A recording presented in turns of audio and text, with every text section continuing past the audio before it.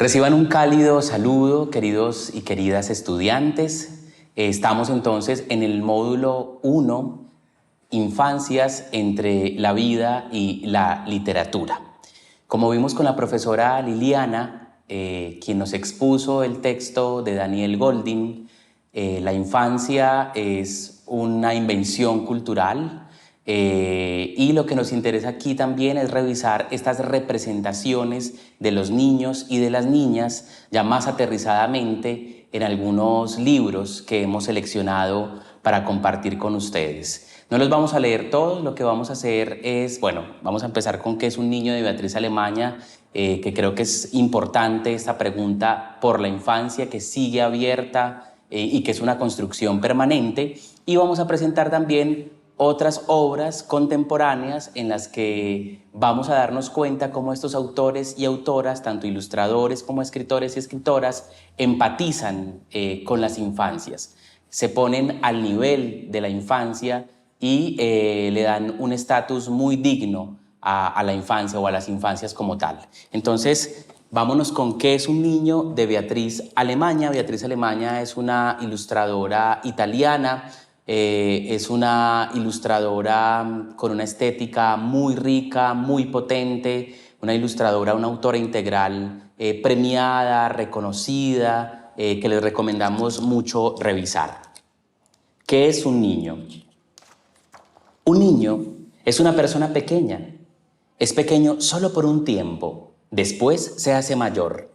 Crece sin ni siquiera darse cuenta, despacio, despacio y en silencio. Su cuerpo se alarga. Un niño no es un niño para siempre. Un buen día cambia. Los niños tienen prisa por hacerse mayores. Algunos niños crecen, parecen felices y piensan: qué bonito ser mayores, ser libres, decidir todos solos. Otros niños, cuando se hacen mayores, piensan exactamente lo contrario.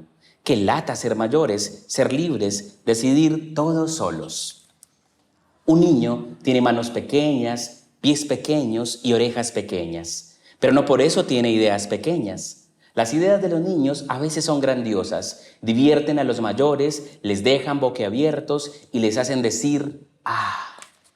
Los niños desean cosas raras: tener zapatos que brillen, comer algodón dulce para desayunar, escuchar el mismo cuento todas las noches. También los mayores tienen ideas raras: ducharse cada día, cocinar judías verdes rehogadas, dormir sin el perro amarillo. Pero ¿cómo pueden?, se preguntan los niños. Los niños lloran porque una piedra ha caído en el agua, porque el champú les pica en los ojos, porque tienen sueño, porque está oscuro. Lloran fuerte para que los oigan bien. Para consolarlos es preciso tener la mirada cálida y una lucecita junto a la cama. Los mayores, por el contrario, a los mayores les gusta dormir a oscuras. No lloran casi nunca, aunque el champú se les meta en la nariz, y si sucede, lloran en voz baja, tan bajo que los niños no se enteran o simulan que no ven nada. Los niños se parecen a las esponjas, absorben todo: el nerviosismo, las malas ideas, el miedo de los demás. Parecen olvidar, pero después sale todo en el cuaderno, o bajo la sábana, o incluso frente a un libro. Los niños quieren que los escuchen con los ojos abiertos de par en par. Los niños tienen cosas pequeñas a su medida: una cama pequeña, pequeños libros de colores, un paraguas pequeño, una silla pequeña, pero viven en un mundo grandísimo, tan grande que no existe en las ciudades. Los autobuses suben al espacio y las escaleras no se acaban nunca. A los niños, ya se sabe, no les gusta ir al colegio. A los niños les gusta oler la hierba con los ojos cerrados, correr gritando tras los pichones, escuchar la voz lejana de las caracolas, arrugar la nariz delante del espejo. Hay niños de todos los tipos, de todos los colores, de todas las formas. Los niños que deciden no crecer, no crecerán jamás. Guardarán un secreto dentro de sí mismos. En ese caso también de mayores, se conmoverán por las cosas pequeñas: un rayo de sol, un copo de nieve. Hay niños extraños, bajos, gordos, callados, niños con gafas en sillas de ruedas, niños con aparatos en los dientes que brillan al sol. Hay niños pesados, odiosos, que nunca quieren ir a dormir, niños mimados que hacen solo lo que quieren, niños que a veces rompen platos, cuencos y todo lo que se les ponga por delante. Todos los niños son personas pequeñas que un día cambiarán.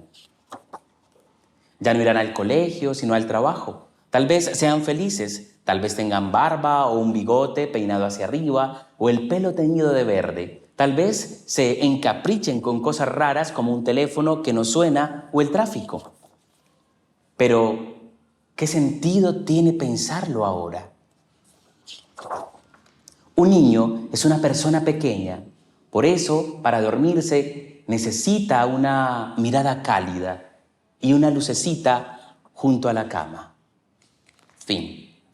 Bueno, este libro es precioso y nos habla precisamente de la diversidad y de la grandeza de la infancia. Y creo que cuando estos autores que vamos a exponer a continuación crean sus historias, las ilustran, las escriben, atienden y se percatan de esa grandeza de la infancia, no minimizan, no intentan explicar la realidad, no intentan educar, simplemente cuentan una historia y lo hacen con los mejores elementos, desde lo gráfico, desde lo literario, desde lo editorial, para rendir homenaje y acercarse a esa grandeza de los más pequeños. Y bueno, empezamos con Camino a Casa. Camino a Casa es un libro de Jairo Buitrago, colombiano, Rafael Yocten, Colombo, peruano. Es un libro increíble, con un registro documental, histórico, que nos pone de frente ante las infancias vulneradas en la guerra y en nuestros contextos, sobre todo locales, colombianos, latinoamericanos. Los niños a los que no se les oculta una realidad terrible, sin embargo ellos con su imaginación, con esa visión que no está tan permeada de la mirada adulta, pueden incluso en las situaciones más extremas, más violentas, resignificar y ver un cachito de esperanza. Entonces vamos a leer solo algunos fragmentos, a mostrar algunas ilustraciones para provocarles y que ustedes también puedan indagar y ahondar en estos autores y en estas editoriales. En este caso estamos con una editorial que amamos mucho, que ha sido muy importante en la literatura infantil de habla hispana, sobre todo porque nos ha acercado autores y autoras de otros idiomas traducidos, pero también autores locales, además que son libros relativamente de fácil acceso. Aquí nos encontramos con unas guardas que tienen una particularidad y es que hay dos huellas, una huella de humano y una huella de algún animal, pareciera un felino, y dice así: acompáñame de vuelta a casa. Acá vemos entonces a una niña que está hablando con un león, ¿cierto? Aquí vemos cómo la imaginación, la fantasía están en esta primera doble página y hay una fecha también importante que nos ubica en un tiempo, en un espacio, 1948, para tener con quién hablar y no dormirme en el camino. Entonces ella va con su león por su barrio. Aquí les decía que hay un registro documental histórico. Podemos ver que puede tratarse de una comuna de Medellín o de una favela en Brasil. Nos ubica en la historia, en el espacio. Y bueno, ella sigue con su león, va a reclamar a su hermano pequeño a la guardería. Y al final llega su madre de la fábrica. Entonces son personajes que están vinculados con las dinámicas sociales, culturales, cotidianas. Y al final, entonces, voy a hacer spoiler, pero quería anotar esto, lo podemos ver luego en nuestras clases. Hay una última frase que dice, pero vuelve cuando te lo pida, se refiere al león, y encontramos un primer plano de un portarretrato donde está la familia y el padre ausente. Y el padre es muy parecido al león con el que la niña, a este personaje con el que ella va intercambiando a lo largo del cuento. Y hay un paratexto muy importante que dice Familias de Desaparecidos, 1985. Es un libro que pone la piel de gallina, que particularmente siempre que lo leo me sobrecoge, pero que nos muestra a niños de carne y hueso. No niños idealizados, sino niños de contextos. En este caso podremos hablar de Latinoamérica, de Medellín, que son niños que han enfrentado la guerra, pero que aún así, desde su propia mirada, siguen esperanzados, siguen refugiándose en la infancia y en la imaginación. Aquí tenemos un libro, se llama Un día la lluvia, perdón, es de Editorial Gato Malo. También nos interesa mucho que ustedes exploren la literatura local, las editoriales locales. Colombia, de unos años para acá, tiene una oferta muy interesante, vigente, de autores locales, tanto ilustradores como escritores y editoriales que le están apostando a este género. Este es un libro sin palabras. También se habla del libro silente. A mí me gusta más hablar del libro sin palabras porque, como vamos a ver más adelante, la imagen es todo un universo y tiene una carga narrativa importante. También cuenta, también dice de muchas maneras, así que no es silente, ¿no? Por el contrario, tiene otras maneras, otros códigos para contarnos una historia. Este es un libro de Roberto Sánchez Cajicá, que es pintor y diseñador gráfico, y aquí lo que vemos entonces es un libro muy bello, muy pictórico, de una niña que está en su casa en un día de lluvia. Es un viaje a través de su barrio, de su habitación, de su cotidianidad, y al final la niña se duerme en su cama y sueña,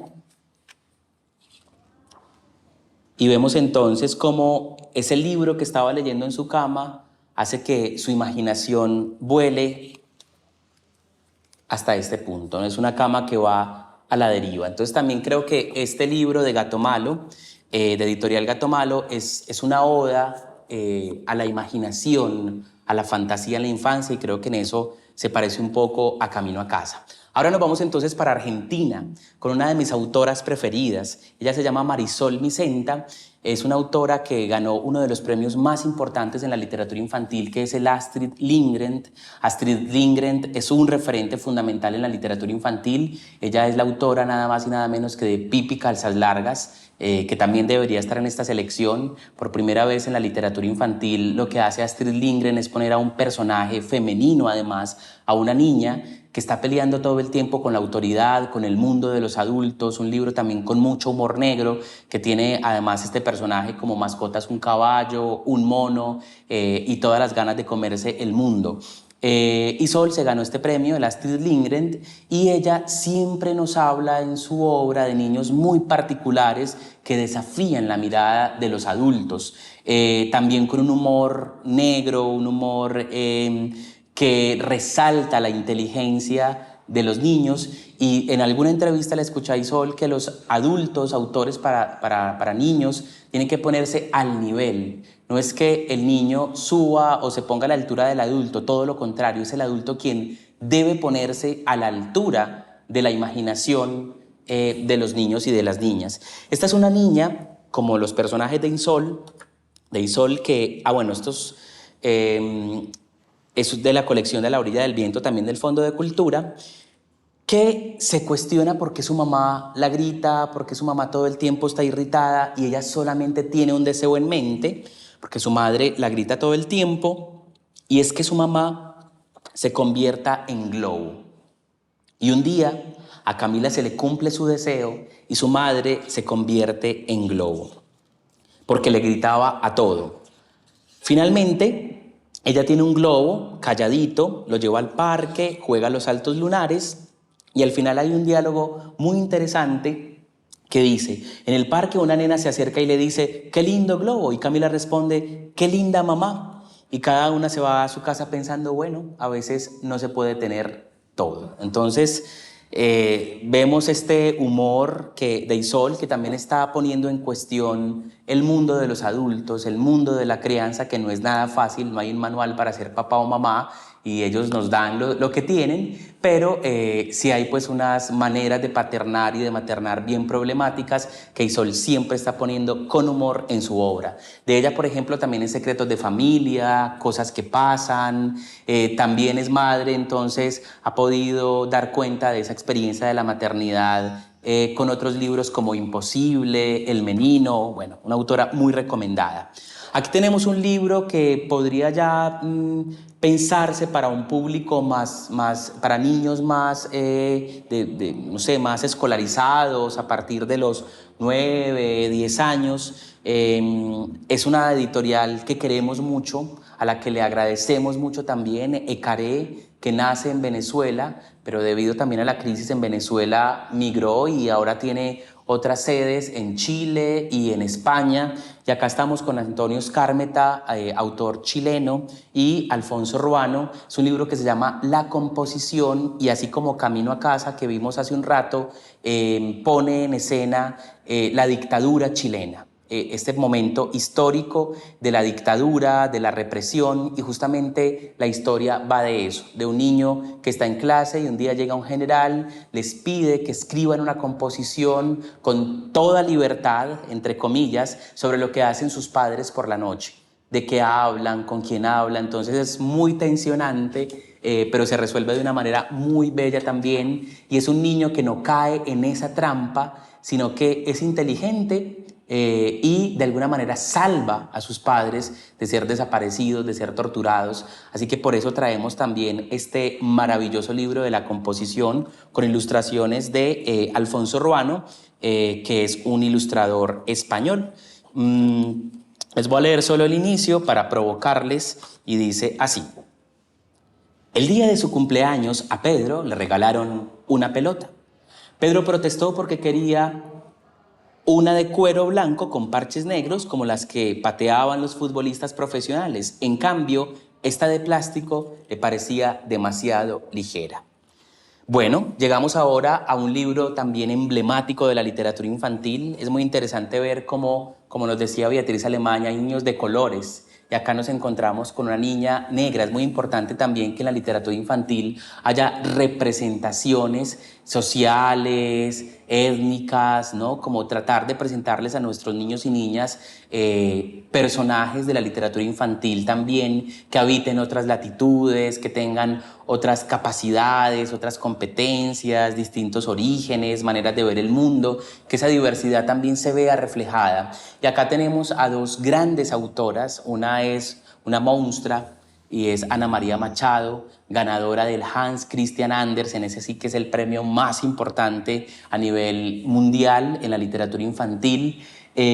Una autora que ha hablado también sobre la literatura infantil, sobre la censura, muy vigente, muy prolífica, y con ilustraciones de Rosana Faría, una autora venezolana que ahorita está radicada en España, y que también pues tiene una obra muy bella, sobre todo dirigida a la primera infancia. Este libro entonces es la historia de una niña y de un conejo. El conejo quiere ser negro como ella, y empieza un juego muy bello de preguntas y de respuestas sobre por qué es negra.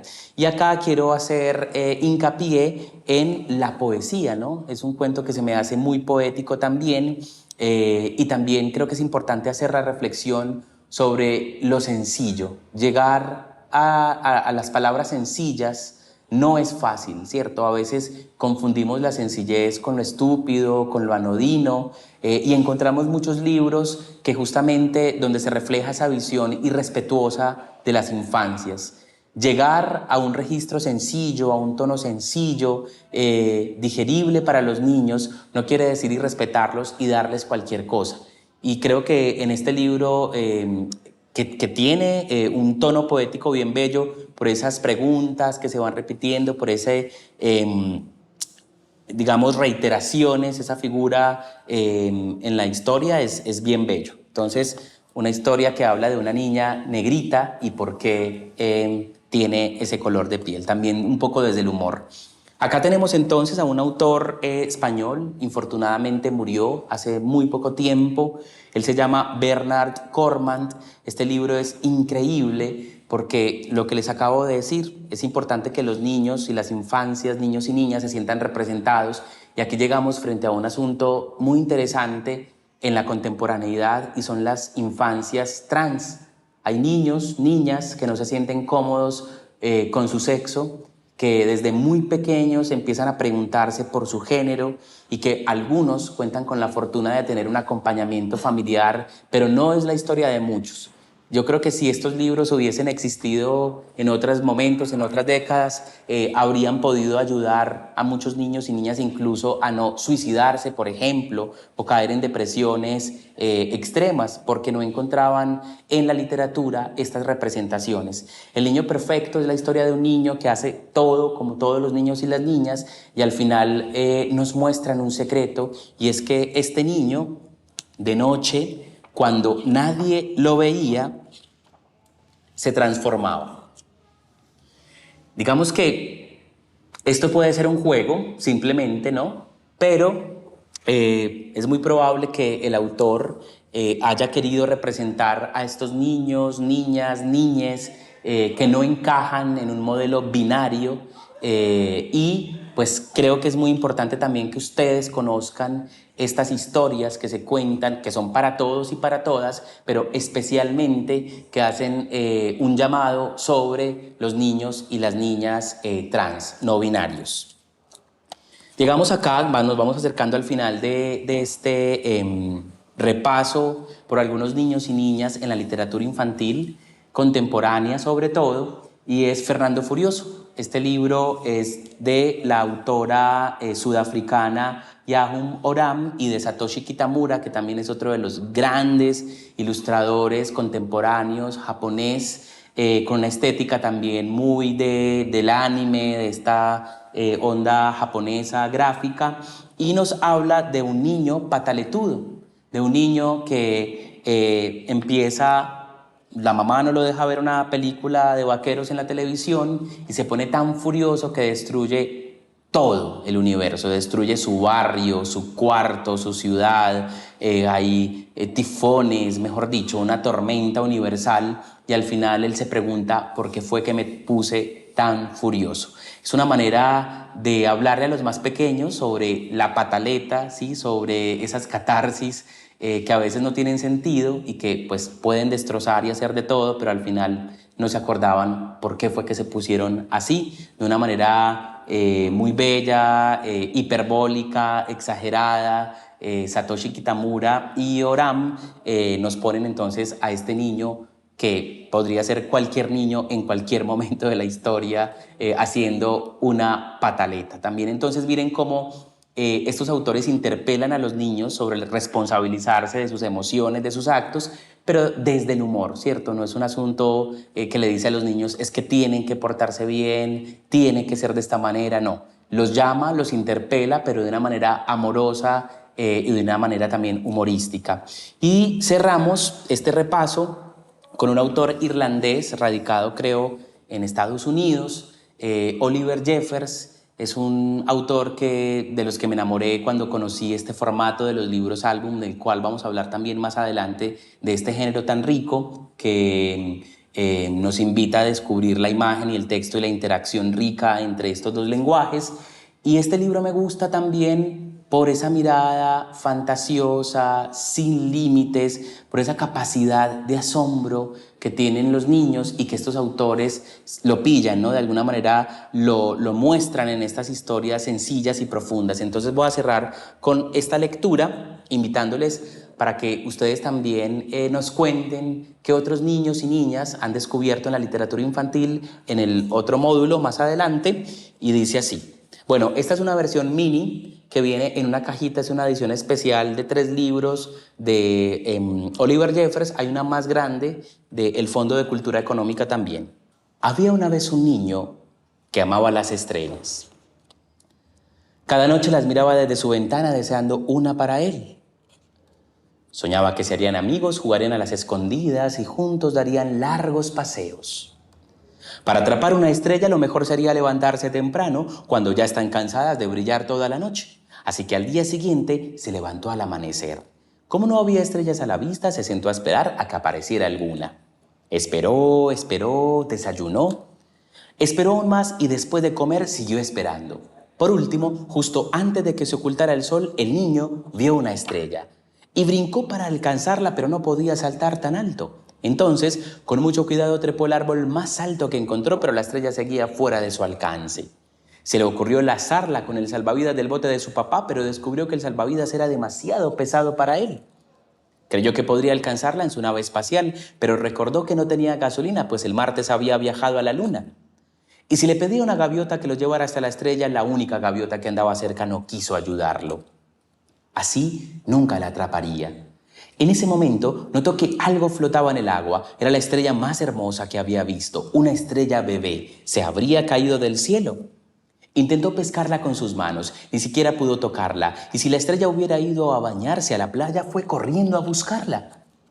Esperó y caminó, observó y esperó. Y tal como imaginaba, ahí estaba la estrella sobre la arena. Al fin, el niño había conseguido su estrella, una estrella solo para él. Y colorín colorado, este paseo por estas representaciones de las infancias en la literatura infantil contemporánea se ha acabado. Muchas gracias por escuchar. Y la invitación entonces es a que sigamos con esta mirada aguda sobre esas representaciones de las infancias en la literatura infantil contemporánea o en los libros preferidos de ustedes. Hasta una próxima sesión.